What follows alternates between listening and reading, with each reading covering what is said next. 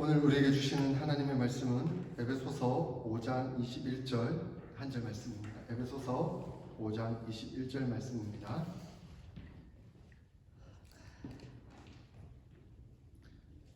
신약성경 316페이지 에베소서 5장 21절 한 절 다 같이 한 목소리로 읽겠습니다.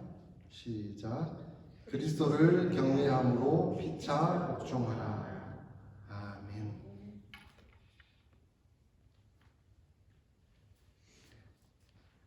우리 주보를 보면 제 설교 요약이 나와 있습니다. 그 보면 참고하시면서 제 설교 내용을 따라오시면 훨씬 더 이해하기 쉽도록 따라오실 수가 있겠습니다. 우리 에베소서 말씀을 계속해서 강해해 가고 있습니다. 에베소서 말씀 쭉 살펴보면서 하나님께서 우리를 이렇게 사랑하시고 이렇게 축복하시고 우리를 이렇게 은혜로 인도하셨구나 하는 것을 확인할 수가 있습니다. 하나님은 우리를 하나님의 자녀로 부르셨습니다. 그리고 그 하나님의 자녀들로 하여금 하나의 공동체를 이루고 교회를 세우셨습니다. 교회는 하나님에 의해서 예수 그리스도를 믿고 구원받은 사람들이 함께 모인 공동체인 것이죠. 그래서 우리가 교회되었다 하는 것은 우리가 다 하나님의 자녀로 부름을 받았고 그 안에서 한 가족이 되었다 하는 것을 말씀하고 있습니다. 그 교회에서 하나님께서 원하시는 것이 무엇인지 사도 바울은 이 에베소서를 통해서 계속해서 가르쳐 주고 있습니다. 교회는 어떠해야 하는가? 여러 가지 다양한 내용들을 설명하고 있었지만 그것에 대해서 두 가지 핵심적인 용어로 말하자면 바로 하나됨과 거룩이라고 말씀드릴 수가 있습니다.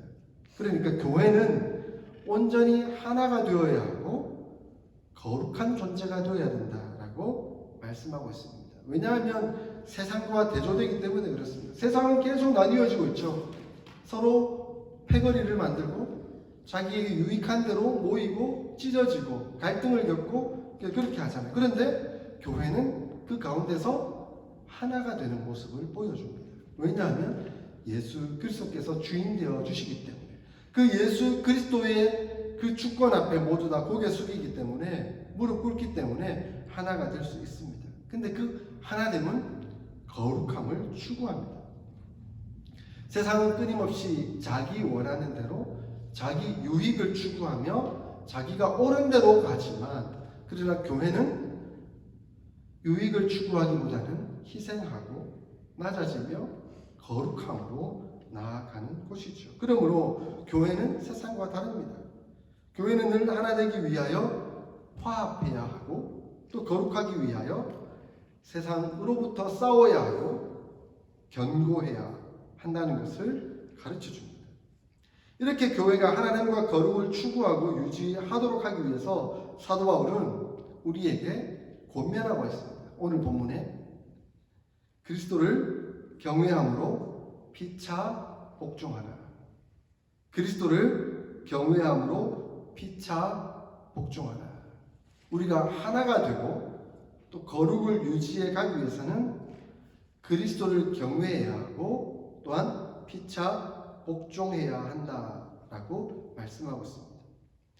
지난주 제가 설교 말씀을 통해서 성령 충만의 특징에 대해서 말씀을 나눴었습니다. 성령 충만의 다양한 특징이 있지만 그 중에 중요한 것 중에 하나가 뭐냐면 서로 화답하는 것입니다. 성도들은 늘 입술에 찬양이 넘치면서 서로를 축복하고 찬양하며 서로와 아름다운 교제를 나누는 것이 성령 충만의 특징 중에 하나라고 했습니다.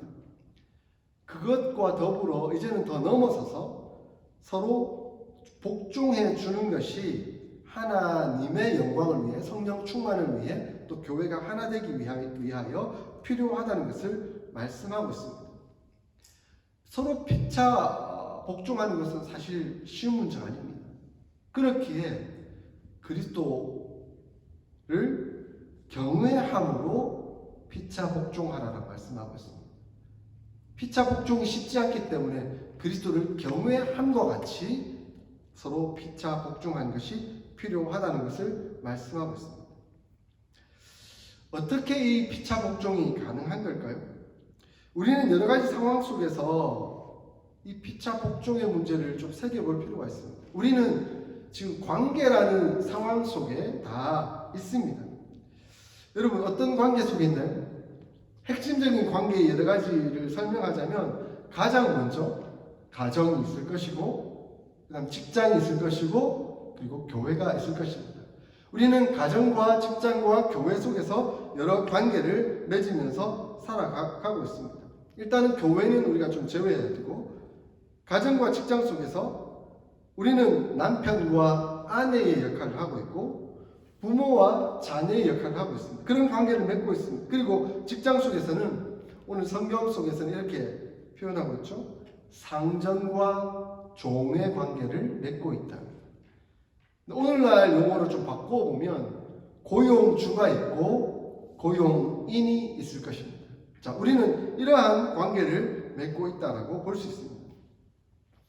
사실 기독교의 신앙은 관계의 신앙이라고 말할 수 있습니다. 우리의 믿음, 우리의 신앙생활을 하는 것은 그냥 우리가 막 하나님만 바라보고 하나님께 기도하고 하나님을 의지하고 교회 다닌다, 이것이 신앙생활을 하는 것이 아니라 우리의 신앙생활은 하나님과의 관계에 있고 그 하나님과의 관계에 따라서 수평적으로는 다른 사람과의 관계 속에 놓여 있는 것, 이것이 바로 신앙생활의 의미라고 말씀드릴 수가 있습니다. 그러므로 하나님과의 관계, 사람과의 관계 속에서 우리는 이 거룩을 추구해 가야 합니다. 나 혼자 그냥 하나님 앞에서 그냥 예수님과의 관계만 잘하고 있으면 돼라고 말하는 그런 신앙이 아니라 하나님과의 관계가 올바르기 때문에 수직적으로 수평적으로 다른 사람과의 관계도 온전해질 수 있어야 한다 하는 것이 신앙생활의 바른 원리라는 것입니다. 그러므로 우리가 신앙생활을 잘 한다는 것은 하나님과의 관계뿐만 아니라 다른 사람과의 관계도 잘 해야 한다는 것을 의미합니다. 그래서 사도 바울은 이 말씀의 원리를 따라서 너희가 서로 복종하기를 실천하고 있는지를 구체적으로 생각해봐라. 너희가 신앙생활을 하고 있다고 한다면 그 신앙생활은 단지 너희가 하나님 앞에 그냥 교회만 다닌다고 말하는 것이 아니라 다른 사람과의 관계까지도 잘 맺고 있는지를 점검해 볼 필요가 있다. 그것이 신앙생활에 굉장히 중요한 문제다라고 이야기를 하고 있습니다. 그래서 에베소서 여태까지는 너희가 하나님 앞에서 구원받은 자이다, 죽었던 자인데 살리심을 받은 자들이다, 소외되었던 자들이었는데 하나님과 화해된 자들이었다, 하나님 앞에서 너희가 얼마나 축복받아서 하나님의 자녀가 되었는지를 설명하고 난 다음에 이제는 그런 축복받은 하나님의 자녀가 되었다고 한다면 이제는 다른 사람과의 관계 속에서도 하나님의 자녀로서의 아름다운 모습이, 그 관계가 신앙적으로 드러나야 한다라고 가르쳐주고 있습니다. 그러면서 이제 다음 본문부터 부부의 관계가 나오고요, 부모와 자녀과의 관계가 나오고요, 그 다음 상전과 종의 관계를 설명하고 있습니다. 그러므로 우리는 우리 신앙생활 속에서 이 부부의 관계, 부모와 자녀과의 관계, 그 다음 상전과 종과의 관계 속에서 우리는 어떻게 신앙생활을 잘 하고 있는지를 점검해 볼 필요가 있는 것이죠. 사실 복종이라는 단어 하면 그렇게 긍정적으로 들리진 않죠. 복종하라 그러면 뭔가 좀 거부감이 생기고, 그걸 꼭 그렇게 따라야 하는가? 라고 여겨지기도 합니다. 특히 부부의 관계 속에서 아내가 남편에게 복종해야 된다. 우리 남편들은, 아내들은, 이렇게 들릴지 모르겠습니다. 그러나, 보편적으로 보면 아내가 남편에게 복종하는 것은 당연하게 여겨지지만, 남편이 아내에게 복종하라고 그러면 뭐지? 뭔가 어색하게 들리기 마련합니다. 뭔가 적절하지 못하다고 생각이 듭니다. 부모와 자녀과의 관계 속에서 자녀가 부모에게 복종하는 것은 당연히 여겨지지만 부모가 자녀에게 복종한다? 그건 좀 어색하고 말이 맞지 않는 것 같은데? 라고 여겨집니다. 상전과 종의 관계에서도 종이 상전에게 복종하는 것은 당연한 것이죠. 그런데 상전이 종에게 복종한다? 이것은 뭔가 이치에 맞지 않고 적절하지 못하다라고 여겨집니다. 오늘날도 물론 그렇지만 예수님 당시의 시대를 생각해 보면 이러한 개념이 얼마나 말도 안 되는 상황인지를 생각해 볼 수 있습니다. 예수님 당시 시대의 여성과 어린이 그리고 종들이 얼마나 억압받아 왔는지 우리 역사를 살펴보면 잘 알 수가 있을 것입니다. 여성들은 그냥 죄송합니다만 그 당시에 집안의 종처럼 이용이 되었고 아내라 할지라도 그냥 자식을 낳는 하나의 기계처럼 여겨지는 시대였습니다. 그러다 보니 이 여성들은 종처럼 그리고 자식을 낳는 기계처럼 이용당하며 다루어져 왔던 것이죠. 뿐만 아니라 어린이들은 그냥 억압과 윽박지름의 대상이 되었습니다. 그래서 마음껏 내 소유이기 때문에 내 마음대로 이 어린이들은 내 소유인 것처럼 내가 윽박 지르고 소리 지르고 함부로 대해도 아무 상관이 없다라고 여겨지는 시대였던 것이죠. 더더군다나 일꾼, 종들은 말할 것도 없죠.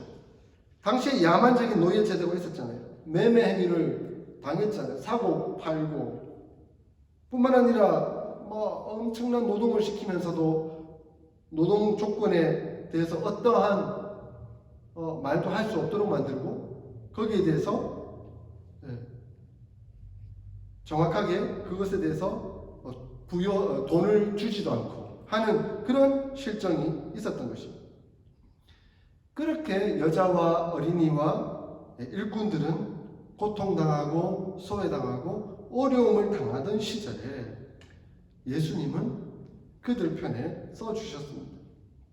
그런 약자들에게 예수님은 다가가셨고 그들의 고통과 억압으로부터 해방하는 데 도움을 주셨습니다. 여성들이 천시받을 때에 예수님은 그들에게 다가가서 정중하고도 경의를 가지고 대하셨습니다.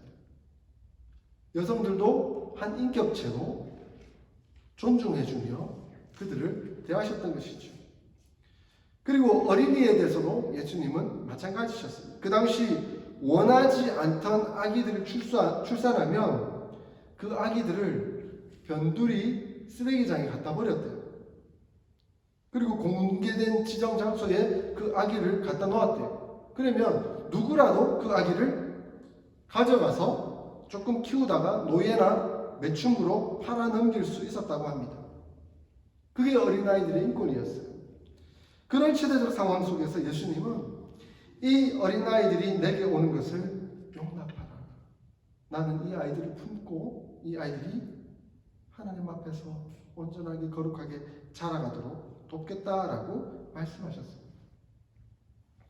뿐만 아니라 예수님은 친히 일꾼으로 목수로서 일하시며 겸손히 낮아지셔서 제자들의 발을 씻기시고 나는 너희 가운데 섬기는 자로 있노라 라고 말씀하시면서 노동의 존엄성을 가르치셨습니다. 이분이 바로 예수님이셨습니다.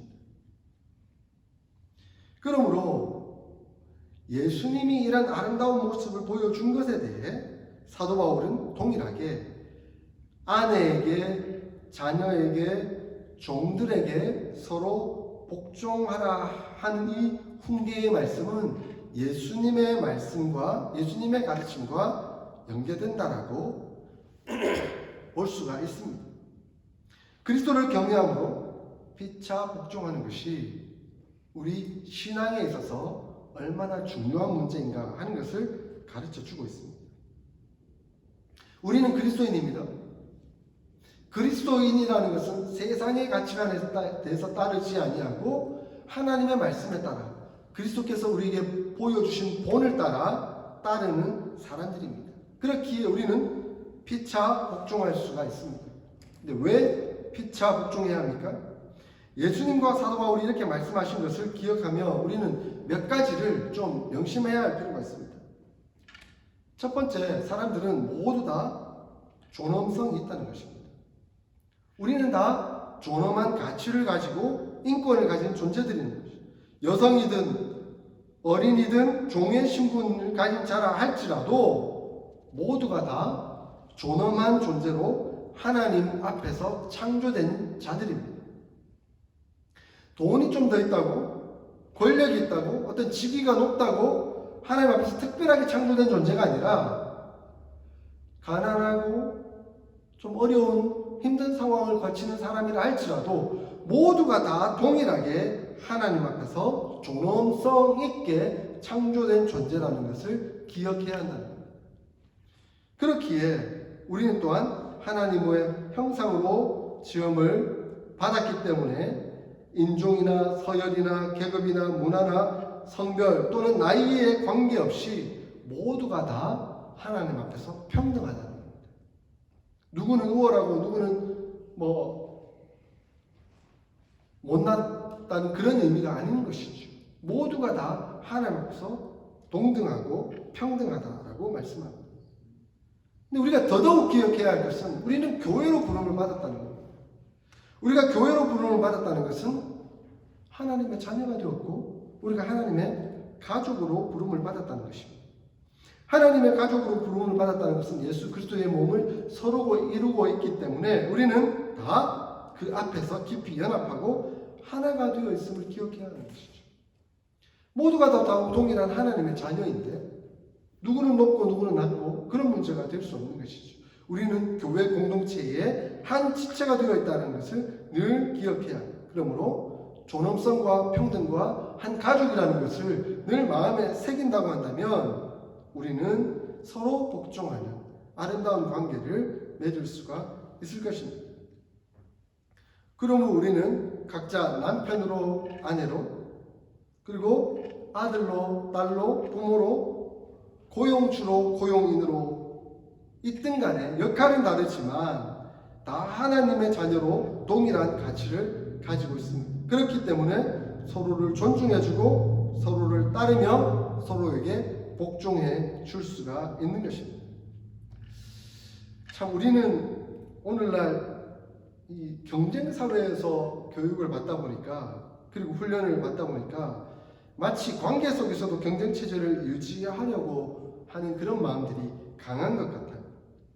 내가 명령하고 누군가를 복종시킬 수 있기만 하면 나는 높은 위치에 있고 내 자존감과 내 자존심은 우월하다고 생각하는 경향이 있는 것 같습니다. 그런 큰 마음들이 세상적으로 너무 팽배하다 보니까 이게 참 우리가 이 관계 속에서 은연중에 그런 형태가 나오는 것 같아요. 저 아내가 있지만 부부관계 속에서 제가 아내 보고 좀 명령을 하고 좀 시키고 그 아내 보고 따라주면 나는 좀 우쭐하고 뭔가 된 것 같은 느낌이 드는 것 같죠. 우리 딸들도 있지만 딸들에게 야 아빠가 명령하는데 이거 해 하면 막 따라주면 야 이제 아빠의 권위가 서는 것 같은데 이런 느낌이 드는데 뭔가 안 따라주고 좀 뭔가 좀 조금만 반항하면 이 뭐지 이 아빠의 권위를 무시해 뭐 이러면서 마음이 확 상하는 그런 감정을 느낄 때도 있습니다. 직장생활 속에서도 내가 이 사람을 고용했는데 고용한 사람이 내가 말하는 대로 명령하는 대로 무조건 따라야 되는데 왜 자기 의견을 말하고 또 자기 생각을 막 하면서 나하고 의견이 대립되는 거야 라고 부딪히면 내 마음이 막 상하고 분노가 일어나고 뭐 그런 경험을 하기도 합니다. 사실은 우리가 그런 관계가 아니어야 하는데 세상 속에 살다 보니까 이 세상의 경험들이 그리고 세상의 그 가치관들이 우리 안에 쌓이다 보니까 늘 높아지려는 위치에 있다 보니까 내가 남편으로 아버지로 그리고 고용주로서 그렇게 권위를 내세워야 된다. 내 말대로 돼야 된다 하는 것이 너무 팽배해져 있는 것 같습니다. 그러나 성경은 그것을 뛰어넘는 사랑의 관계가 이루어져야 된다고 말씀하고 있습니다. 서로 사랑하고 서로 존경하고 서로 복종할 마음을 갖고 있으면 이런 모든 문제들이 극복될 수 있는데 이게 참 세상적 가치관으로 안타까운 모습 있는 것 같습니다. 그래서 우리도 그 세상의 원리를 따라 살아가려고 하는 것 같습니다. 교회가 하도 문제가 많이 생기니까 교회도 아까 얘기했잖아요. 하나님께서 하나되라고 하셨는데 그 하나됨으로 거룩을 추구하라고 말씀하셨는데 교회가 하나되지 않으니까 어느 목사님이 도대체 왜 이런 문제가 생길까? 왜 교회가 자꾸 싸울까? 근데 그 싸우는 문제의 원인을 가만히 보니까 진짜 별거 아니더래요. 그 싸움의 원인은 다 자존심 때문에. 자존심. 누가 높냐의 문제예요. 아니 마치 내 뜻대로 안 되면 내가 지는 것 같고 저 사람이 이긴 사람이 내보다 높은 것 같은 느낌이 드니까 그런 문제가 발생한다는 거예요. 그러니까 이 목사님이 교회의 표어로 이렇게 걸었어요. 뭐라고 걸었냐면 죽고 사는 문제가 아니면 서로 양보합시다. 죽고 사는 문제가 아니면 서로 양보합시다. 좀 이해가 되세요? 예. 한국의 어떤 교회가 피아노를 오른쪽에 놓느냐 왼쪽에 놓느냐 문제 가지고 한 장로님이 오른쪽에 놓는 게 좋겠습니다라고 주장을 했는데 어떤 다른 장로님이 나는 왼쪽에 놓는 게 좋겠습니다라고 했더니 이거 가지고 분쟁이 생기기 시작했어요. 그러니까 오른쪽 장로님과 왼쪽 장로님이 서로 내 말이 맞죠 하면서 사람을 규합하는 거예요. 그러니까 오른쪽이 좋다고 사람들이 몰리고 왼쪽이 좋다고 사람이 몰리는 거예요. 목사님이 봤을 때는 오른쪽에 놓든 왼쪽에 놓든 소리만 잘 나면 되지. 그게 무슨 죽고 사는 문제냐. 그런 문제에 걸려드는 거예요. 결국은 이거는 문제가 될 게 아닌데 자존심의 문제가 되어버린 것이죠. 그러면 우리는 생각해 볼 필요가 있습니다. 예수님은 낮아지고 겸손, 종이 되기까지 하셨습니다. 그리고 기독교의 진정한 권위는 어디서 나오느냐? 바로 섬김과 순종에 있다라고 가르쳐 주셨습니다. 그러므로 교회에서는 섬기면 섬길수록 권위가 있는 사람입니다. 교회 생활을 하다 보면 중요하지 않은 일 같은데 목숨 걸고 그것을 말하는 사람들을 가끔 봅니다. 우리 교회는 그렇지 않아서 참 좋습니다. 땡스기빙 데이 때 지난 목요일이었죠. 저희 집에 세계로 제자교회 목사님과 사모님 그리고 교역자 가족들이 이제 어스틴에 좀 방문해 주셨어요. 저희 집에서 같이 밥 먹고 이제 밖에 산책도 하고 또 저녁도 먹고 이렇게 저렇게 얘기하다가 이제 돌아가셨는데 그 사모님이 이제 마지막 가기 직전에 저와 저희 집사람을 보더니 아이고 저는 안심하고 갑니다 이렇게 얘기를 하시더라고요. 그래서 제가 사모님 뭐가 안심이 되신다는 거예요? 이렇게 여쭈었더니 사모님이 목사님을 보니까 좀 안심이 돼요. 그러는 거였죠. 좀 칭찬인 것 같았어요. 그래서 뭐가 그렇게 안심이 되셨어요? 뭐 제 모습이 어땠는데요? 그러니까 제 집사람이 여보 쓰레기 어떻게 할까? 이렇게 하니까 제가 벌떡 일어나더니 내가 버리고 올게 하면서 얼른 나가서 쓰레기 버리고 왔다는 거예요. 그 모습이 그 사모님 마음에 안심이 됐다는 거예요. 제 집사람이 여보 빨래하면 제가 빨래하고 그래 그러면서 빨래하면서 얼른 세탁실을 제가 들고 가거든요. 그 모습이 그 사모님에게는 안심이 되는 것 같습니다. 뭐 쓰레기 버리고 세탁실에 빨래 넣고 이건 별로 중요하지 않은 문제인 것 같지만 제가 얼른 도와줌으로써 아내의 마음이 편할 수 있다면 우리 가정에 평화가 있고 우리 딸들과 함께 가족이 은혜롭고 평화롭고 할 수 있다면 그것이 저의 섬김이 될 수 있지 않겠습니까? 그것을 보면서 다른 목사님과 사모님도 이 가정이 참 안심된다. 네, 왠지 기쁘더라고요. 그래서 우리 마음에 늘 새겨볼 필요가 있는 것이 있습니다. 그리스도 예수를 경외함으로 피차 복종하라. 이 말씀은 예수님의 마음을 품으라라는 겁니다. 그리스도 예수의 마음을 품으라. 그리고 제가 그동안 십자가 설교를 해왔던 것, 십자가를 본받는 삶이 바로 여기에 있다는 것이죠. 십자가를 본받는 삶이 바로 피차 복종하는 삶인 것이죠. 그러려면 자존심은 낮추고 자존감은 높여야 합니다. 왜 피차 복종이 되지 않느냐면 자존심이 세기 때문에. 근데 자존심이 센 이유는 자존감이 낮기 때문이거든요. 자존감이 낮은 사람일수록 자존심이 셉니다. 왜냐하면 내 스스로 존중이 안 되니까 남이 나를 억지로라도 존중해야 된다라고 여겨지기 때문에 그런 것이죠. 그것이 자존심이거든요. 근데 내가 하나님 앞에서 하나님이 나를 늘 인정해 주시고 하나님 나를 보호하시고 나를 언제나 평안과 기쁨 가운데 인도해 주신다는 그 믿음과 은혜가 있으면 내 자존감이 늘 충만하거든요. 높거든요. 그러니까 남이 뭐라 하든 상관이 없어요. 그래서 나는 예수님 마음에 품고 그 사람을 존중하고 그 사람이 죽고 사는 문제가 아니라고 한다면 진리의 문제가 아니라고 한다면 얼마든지 섬기고 따라줄 수 있거든요.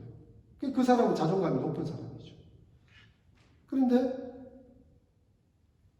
이 하나님의 은혜로 충만하지 못하다 보니까 하나님의 인정이 없다 보니까 남의 인정을 갈구하다 보고 남의 인정을 갈구하다 보니까 남이 나에게 조금만 못마땅한 말을 하면 그게 견딜 수 없는 거예요. 자존심이 너무 세져 있어서 그래서 폭발하고 화가 나고 진짜 죽고 사는 문제가 아닌데 그것 목숨 걸고 하는 그런 상황이 발생하게 되는 것이죠. 사랑하는 성도 여러분, 그리스도를 경외하십시오. 예수님과의 관계가 더욱 온전해지기를 소원합니다. 예수님과의 관계가 온전해지면 예수님으로 인해 모든 것이 만족될 것입니다.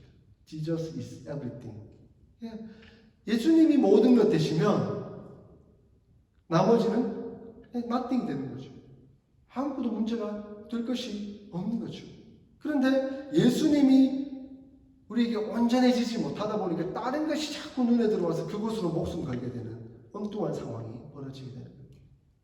피차 복종이 안 되고 나에게만 복종하라라는 그런 문제가 발생하게 되는 것입니다. 사랑하는 성도 여러분, 그리스도를 경외함으로 피차 복종할 수 있는 저와 여러분 될 수 있기를 소원합니다. 그것으로 인해 어스틴 사랑의 교회가 더욱더 하나가 되고 그리고 더욱더 거룩해져 갈 수 있기를 소원합니다.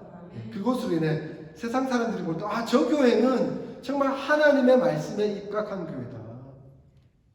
세상 사람들이 말하는 세상적인 방법이 아닌 하나님이 말씀하시는 하나님의 방법대로 따르는 거룩과 하나됨이 있는 교회다.